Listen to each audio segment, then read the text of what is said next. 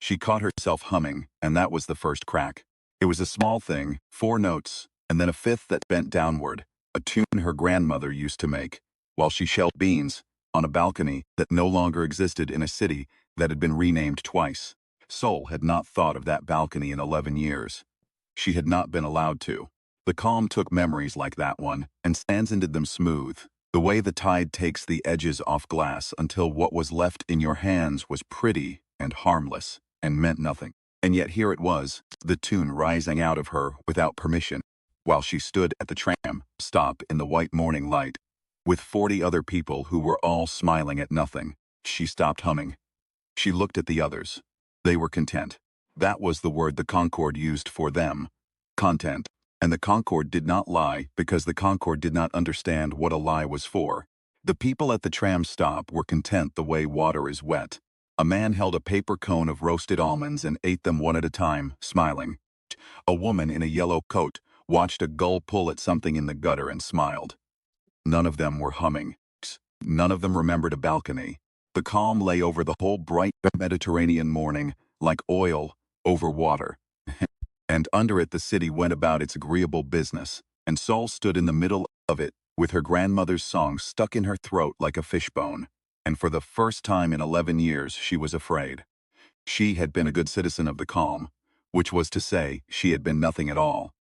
11 years of mornings exactly like this one.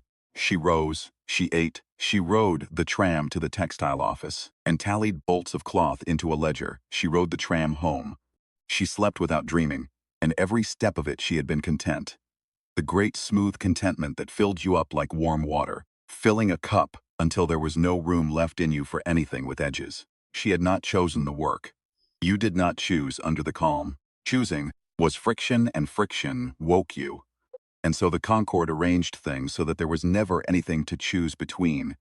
Only the next agreeable thing, and then the one after that. She had not loved anyone. She had not hated anyone. She had walked through 11 years the way you walk through a warm bath. And if you had asked her that morning at the tram stop whether she was happy, she would have smiled and said yes. And it would have been true, and it would have been the emptiest true thing in the world. Tune knew better. The tune had been climbing up out of the bottom of her for weeks.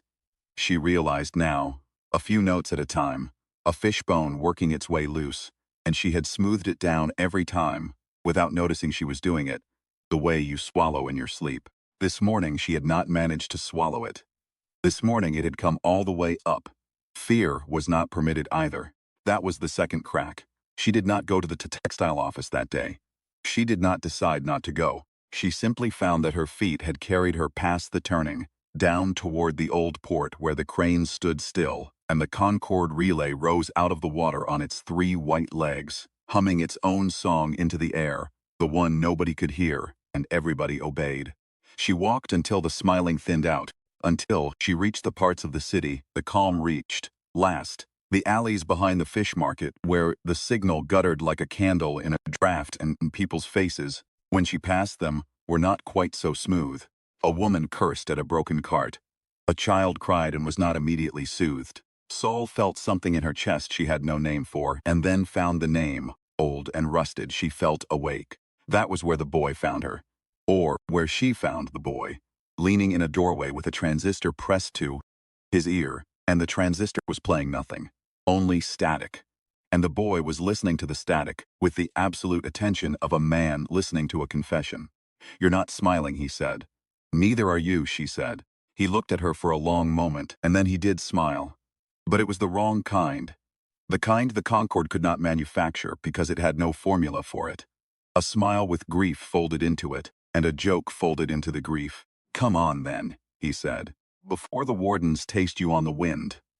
His name was Luke, and he took her down 3 flights below the fish market into a room that smelled of brine and solder and old coffee, and in that room 6 people stopped arguing to stare at her.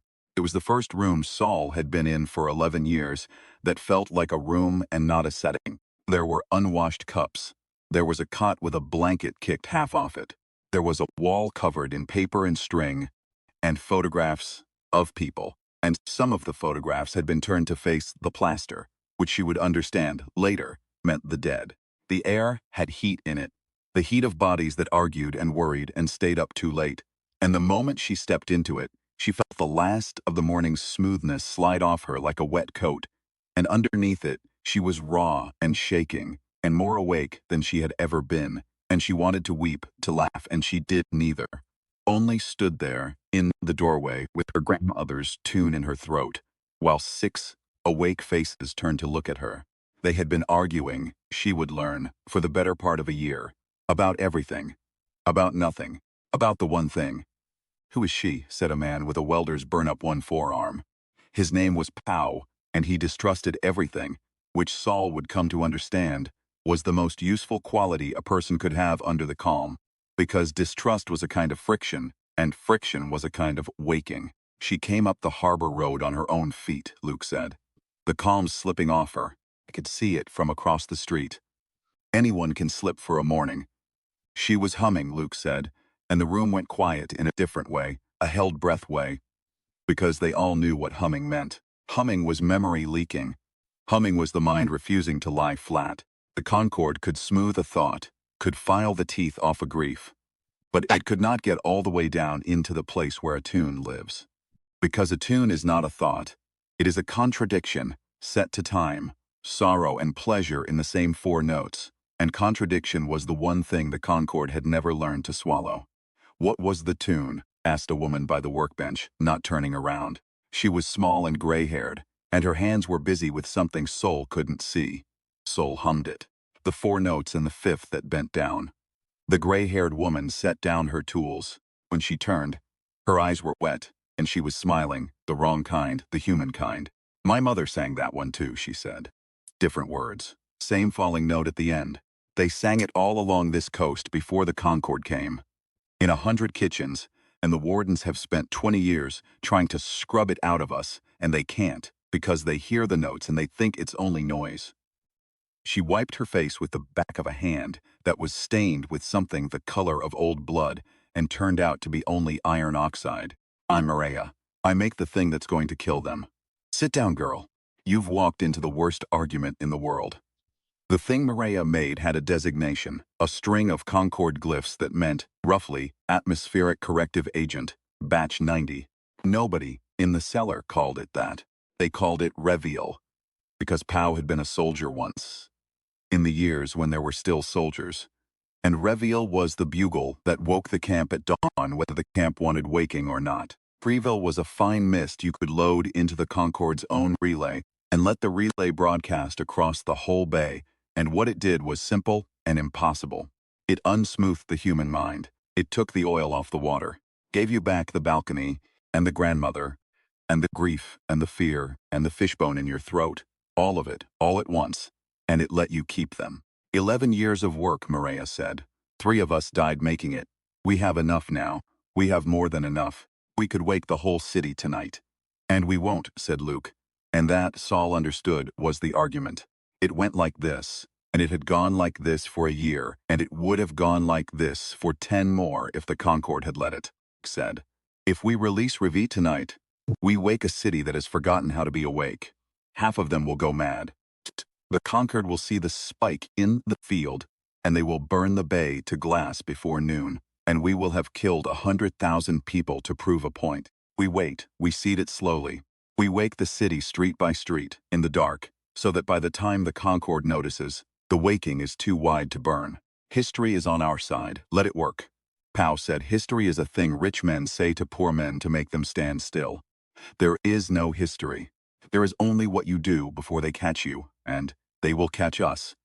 Because they always catch everyone, and when they catch us your slow, careful waking dies in a cellar with us. Tonight, the whole city, let them choke on it. And around, every night, for a year, while Maria's batches ripened in their canisters, and the warden's patrols crept closer up the harbor road, smiling.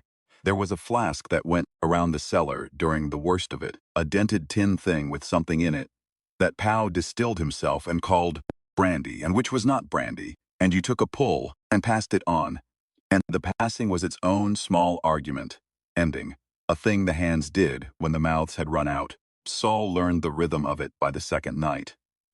The flask came to you when the talk got loud, and you drank, and the burn gave you somewhere to put the feeling that the words couldn't hold. The Concorde had nothing like the flask. The Concorde did not need to put feelings anywhere, because the Concorde did not keep the kind of feelings that needed putting. Sol watched the tin flask go hand to hand around that hot, crowded room, watched Pow wipe the mouth of it with his thumb before he passed it to Maria, watched Maria drink and grimace and pass it to Luke, watched a whole small liturgy of human tenderness fold itself into a quarrel about whether they should all die tonight or all die later. And she thought, this is the thing. Not the reveal in its canisters. This, the flask and the quarrel and the thumb wiping the mouth of the tin. This is the thing the chorus crossed stars to smooth flat, and this is the thing it will never understand, and this is why it is going to lose. Sol listened for 3 nights before she understood that both of them were right, and both of them were afraid, and that the argument was not really about reveal at all. It was about the thing every human argument has always been about underneath. It was about whether you act in a world that might punish you for acting, or wait in a world that will punish you for waiting. And there is no answer to that. There has never been an answer. And the having of the argument was itself the most human thing Sol had seen since the morning she started humming. The Concorde could not have this argument. Concorde agreed with itself, always, went instantly and completely, which was why it had conquered 40 worlds, and could not understand a single one of them. She learned what the Concorde was on the 4th night from Maria in the small hours when the others slept. They're a chorus, Maria said. That's the closest word. One of them isn't an it, it's a them. A little crowd of minds that have all agreed to be one mind. And they did it so long ago, they don't remember being separate, the way you don't remember being a single cell. When they talk to each other, they don't argue. They harmonize, and a thought either fits the chord, or it doesn't, and the ones that don't fit just stop, get folded back in. There's no descent because there's nowhere for it to go. She turned a canister of Reveal in her hands, slow, careful. They came out into the stars and they found us all fighting. Every species fighting other species, fighting themselves, and to them it looked like a sickness, an open wound on the body of every world. So they brought the calm. They genuinely think they're healing us, girl. That's the part you have to hold in your head and not let go of. The warden that would melt this whole city without a flicker. It thinks it's a doctor. It thinks the screaming is the fever breaking. Then how do you kill a thing like that? Sol said. Maria smiled the wrong way. You don't. You can't. There's nothing in the cord for us to cut. You can only make a noise it can't fold in. A noise so out of tune it breaks the harmony just by existing next to it. She set the canister down. Veil's a noise. The loudest one we've got. But the thing about a chorus, girl, the real thing is that it can only hear in harmony.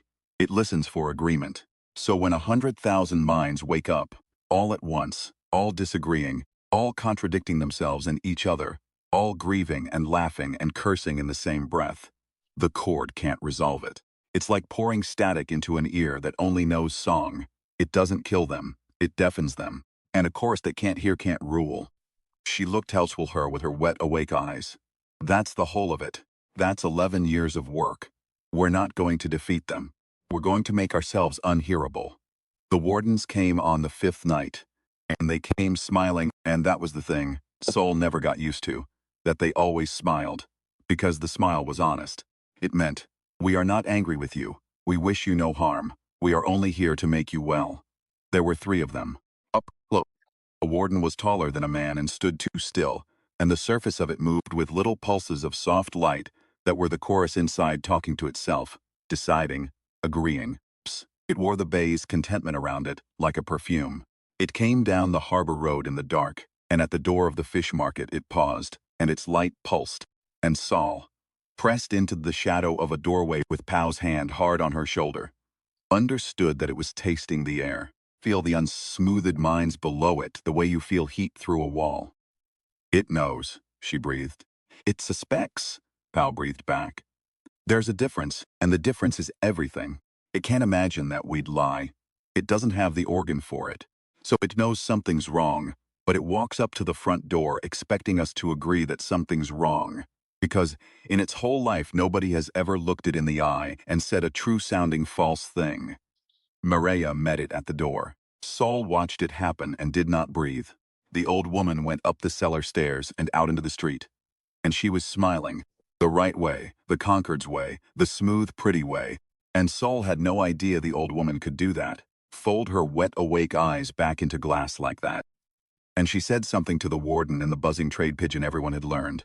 And the warden's light pulsed, questioning. And Maria laughed, a content little laugh, and pointed back the way the warden had come, and said something else.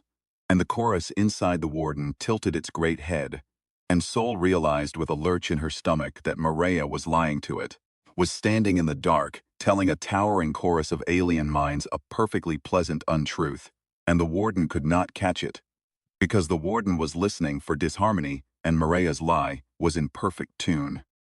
The warden left. It went back up the harbor road, smiling, satisfied, to look for the disturbance somewhere it would never find it. Maria came back down the stairs and sat on the bottom step and shook for 10 minutes and did not make a sound. "That," said Pow very quietly to Saul, "is the only weapon we have ever had against them, not the reveal, that. The thing she just did. They built a perfect machine for hearing the truth, and they cannot survive in a room with a liar." He almost smiled. "We are very, very good liars. It could not last, and it did not. It was not betrayal, in the end, which Saul had braced for, because betrayal would have been human and she had learned to expect the human. It was worse and stupider than that. It was a boy. There was a boy who ran messages for the cell, 8 or 9 years old, a harbor child the calm had never fully taken, because children's minds are too fast and too strange for the chorus to pin, and his name was Tomeo, and he was fearless in the way. Only the very young are fearless. And on the 6th night a warden stopped him on the quay and asked him, smiling, where the unsmooth ones slept. And Tomeo, who knew better, who had been told 100 times, looked up into that pulsing light and did the most human thing in the world. He told the truth, and then he lied, in the same sentence. Because he was 8 and frightened, and he wanted to be brave, and he wanted to go home, and both of those wants came out of his mouth at once. He said they're in the fish market, and then immediately said, no, they're not, they're gone, you missed them. And he believed both halves while he said them, the way children do. And the warden, for the first time in its long folded life, heard a mind contradict itself out loud, cleanly, without shame. And it could not fold the contradiction in, and the not folding hurt it, and it did the thing the Concord does to noise it cannot resolve. It stopped him, the way they fold a dissenting voice back into the chord, gently. With no anger at all, they found Tomeo in the morning on the quay, sitting up against a bollard, smiling, content, and empty. The balcony gone, the grandmother gone, the fear and the brave both gone, smoothed all the way down to the bottom where the tune lives, and even that was gone. He looked at Maria when she knelt in front of him, and there was nobody behind his eyes to look back. Maria did not cry this time. That was how Saul knew it was over. The waiting, the arguing, all of it.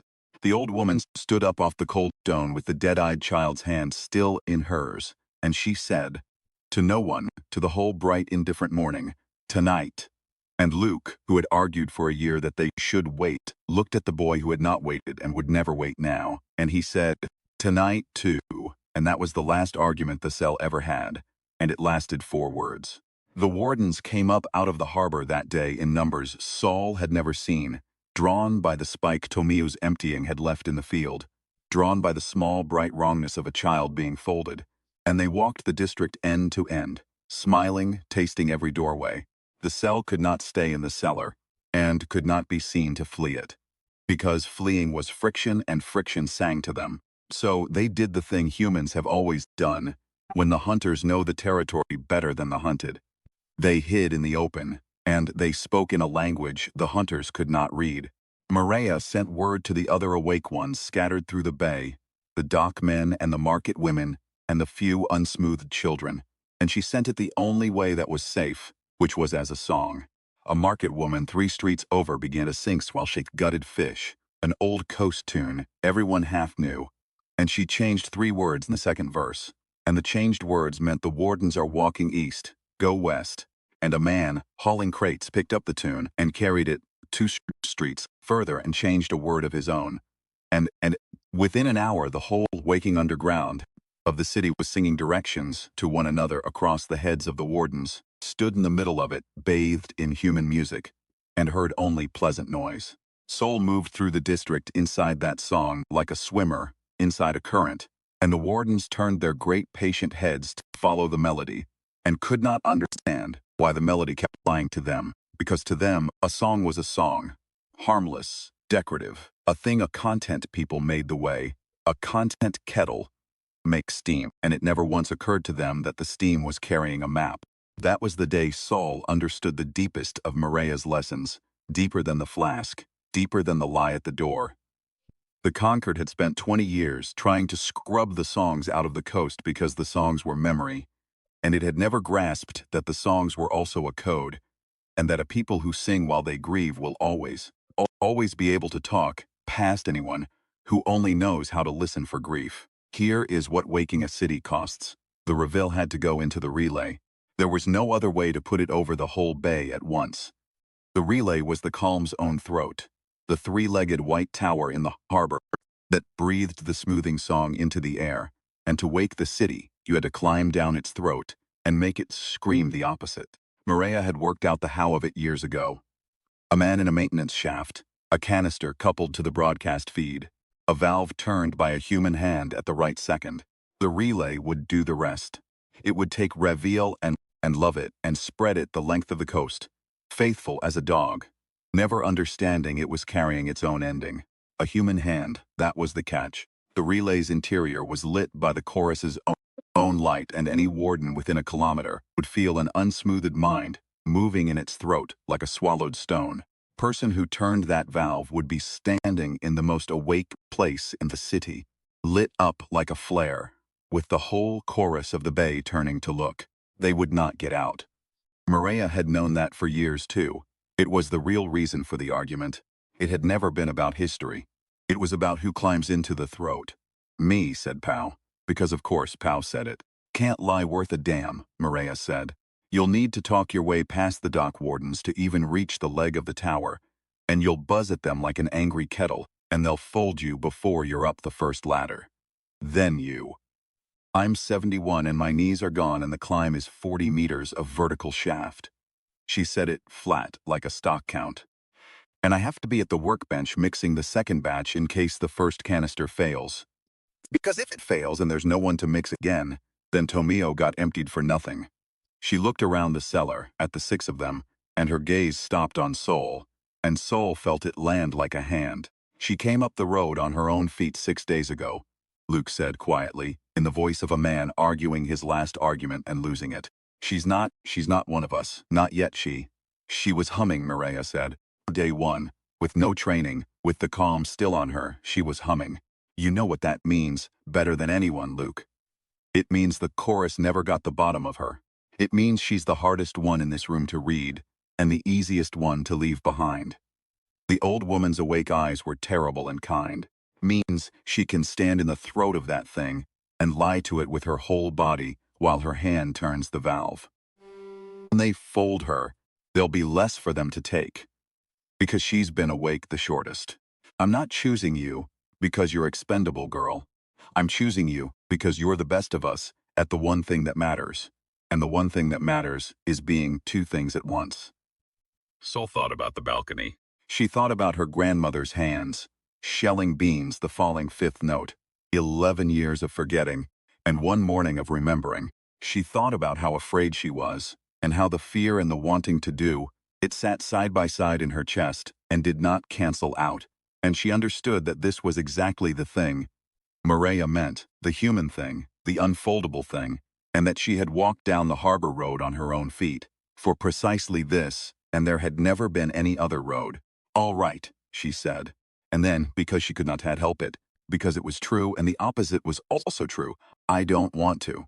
Maria smiled the wrong way, the right way. I know, she said. That's why you're the one who can. They went at the slack hour before dawn, when the bay's contentment lay thickest and the wardens patrolled slow and sated. Pa carried the canister in a fishmonger's crate packed with ice and mackerel, and the smell of the fish, Maria swore, would muddy the warden's taste of the unsmoothed mines underneath. Luke walked point. Sol walked in the middle, with her grandmother's tune, going around and around inside her where no warden could hear it. Sorrow and pleasure in the same four notes, the loudest silent thing in the world. They lost Luke at the dock gate. It was clean and quiet, and Saul almost missed it.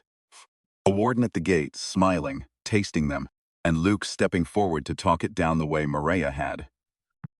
But Luke could lie with his mouth and not with his body, and somewhere under the pleasant trade pigeon, his shoulders were too straight, his hands too still, and the chorus felt the mismatch between the smooth words and the unsmooth body and tilted its head.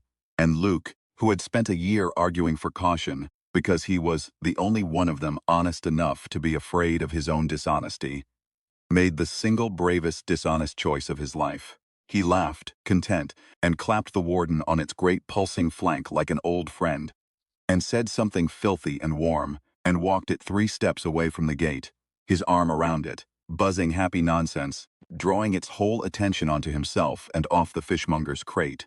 And he was still talking, still smiling, still walking it the wrong way, when its light flared and folded him mid-sentence. And his face went smooth, and his arm dropped, and he kept walking beside the warden into the dark, content and empty, and never looked back, because there was no longer any back to look toward. Pal made a sound. Sol put her hand over his mouth. They went through the gate. The leg of the relay was a white pillar wider than a house, and inside it, a maintenance shaft went up into the tower's body. 40 meters of rungs in a column of soft pulsing light, and the light was the chorus, and the higher Sol climbed, the more of it there was, until she was climbing through the inside of a mind, an alien mind made of light and agreement, and it knew she was there. She felt it know. She felt it turn its attention down the shaft toward the warm stone moving up its throat, felt it reach for her with the smoothing song, felt the oil come up over the water of her, and the balcony began to go, and her grandmother's hands began to go, and the fear began to go, which was the worst part, because she needed the fear. The fear was hers. She hummed. She could not have said why, except that it was the only thing left that the chorus couldn't take, the 4 notes and the falling fifth, sorrow and pleasure at once. And as she hummed it, she climbed, and the smoothing song poured over her and could not get to the bottom of her because the tune was already there. Holding the place open, a fishbone in the throat of the calm, chorus pressed harder. It did not understand. It had folded 1,000 worlds of descent into silence, and it had never once met a mind that fought it by being 2 things at the same time. And the contradiction at the center of her. I want to live, and I am going to do this anyway. I am terrified, and I am climbing. I grieve Luke, and I am humming my grandmother's kitchen song. The contradiction would not resolve, and the not resolving made the chorus flinch, just slightly, just enough. And in the slightness of the flinch, Saul got her hand on the broadcast coupling. Pow was below her on the lowest rung, and his job was to be loud. He was the worst liar in the cell, and so they had given him the one task that needed no lie, only volume. He began, at the bottom of the shaft, to sing. Off-key, defiant, a tavern song. The kind men bellow when they're drunk and unafraid and a little afraid, and his voice went up the column of light, and the chorus turned part of itself toward the noise. Because it had to, because it could not listen, and the turning bought Saul her seconds. She coupled the canister. Her hands knew the motion. Maria had drilled it into her in the dark for 6 nights, left thin thread, quarter turn, seat the gasket, and her hands did it now while the smoothing song clawed at her and the tune held her open, and Pow sang his terrible song below.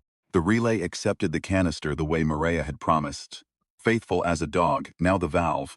One human hand on the valve. The chorus had found her fully now.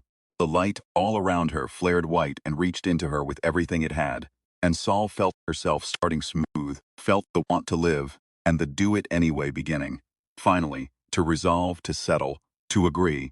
And agreement was death. Agreement was the empty boy on the quay. Agreement was the whole calm content silence of 40 worlds.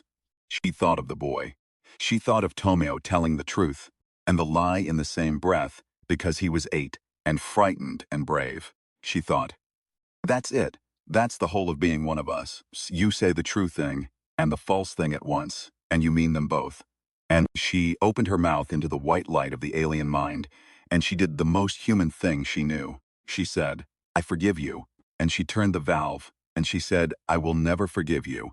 And both were true, and the chorus could not fold them, and reveal went into the throat of the calm, and the calm, faithful, loving, uncomprehending, breathed it out across the whole sleeping bay. The city woke the way a body wakes from a deep fever, all at once and badly. Soul felt it from inside the tower, felt the smoothing song falter and break, felt the chorus's great reaching attention shatter into 100,000 directions as 100,000 minds came up out of the oil, all at the same instant, gasping. It was not beautiful. Mireia had warned her it would not be beautiful. Down in the streets, in the white dawn, people fell to their knees on the cobbles and remembered. Cassie. They remembered the balconies and the grandmothers. They remembered the names of the dead and the dates of the dead and the smell of the dead. They remembered the children the wardens had emptied and the homes the Concord had smoothed and the 20 years they had spent smiling at nothing while their lives were filed down to harmless stubs. The bay filled up with the sound of it, and the sound was the most human sound there is. The one the Concord had crossed the stars to silence. It was weeping, and it was also, threaded all through it, impossibly, laughter. People wept and laughed in the same breath. People screamed grief, and then made a black joke about the screaming. A woman in a yellow coat stood in the gutter, where she had smiled at a gull the morning. Soul started humming, and now she howled for a husband 20 years emptied, and then she laughed, a wet broken laugh, because she had just remembered that the bastard had snored, and the howl and the laugh came out of her at once and could not be told apart.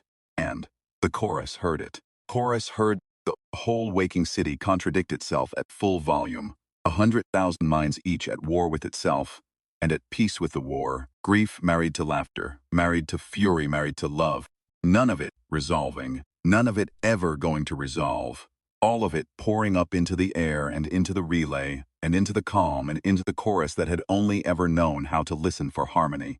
It was not a noise the Concord could fold. It was not a noise the Concord could even survive in.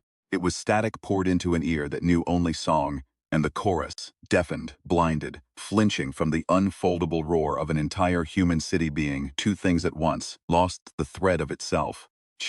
The lights in the tower's throat guttered. The warden minds across the bay, reaching for a harmony that no longer existed anywhere in the air, found nothing to hold to. And one by one, gently, with no anger at all, they began to come apart, the little crowds inside them. Remembering after so long that they had once been separate, and the remembering doing to them exactly what it had always done to everyone they smoothed. Soul did not see the chorus take her, in the end, because it never quite did. It reached for her one last time as it fell, reached for the warm contradictory stone in its throat, and found her humming, still, 4 notes and a falling fifth, and the reaching hand never closed, because there was no longer any agreement left in the chorus to power it. She felt the white light go out around her. She felt the smoothing song stop. She hung on the rung in the dark, in the dead throat of the dead tower, awake all the way down to the bottom where the tune lives, and she was weeping, and she was laughing, and she could not have told you which, and both were true. She climbed down. Pow was at the bottom, hoarse from singing, weeping, laughing, alive. They went out into the white morning together and stood on the quay where the boy had been emptied. And the boy was there, sitting up against the bollard, and he was crying, ordinary, loud, unbeautiful child's crying, frightened and furious and remembering, and there was somebody behind his eyes again, and when Soul knelt in front of him, he looked at her, and his face did the human thing, the grief with the joke folded into it, and he said, "I told it 2 things at once. Shh, I'm sorry. Couldn't help it." "No," Soul said, and she was crying and she was laughing, and her grandmother's tune was going around inside her, loud enough now to hear across the stars if anyone out there was still listening. "No, you couldn't. None of us can. That's the whole thing, Tomio. That's the whole entire thing." The relay stood dead on its 3 white legs in the harbor, and the calm was gone from the bay, and the city wept and laughed and argued in the bright Mediterranean light. And somewhere out past the edge of the system, the rest of the Concord harmonized in its perfect silence, and did not yet understand that one small wet world had just made itself, forever, unhearable. Had won not by silencing the enemy, but by being, at last and out loud, the impossible contradictory roaring chorus it had always been, underneath the oil, sorrow, and pleasure in the same 4 notes. A people that the universe could conquer, perhaps, but could never, ever calm. Still shelled a handful of beans on a borrowed balcony that evening, the city loud and grieving and alive below her, and she hummed, while she did it, the tune her grandmother made, the falling fifth at the end, and she did not stop herself, and she would never stop herself again.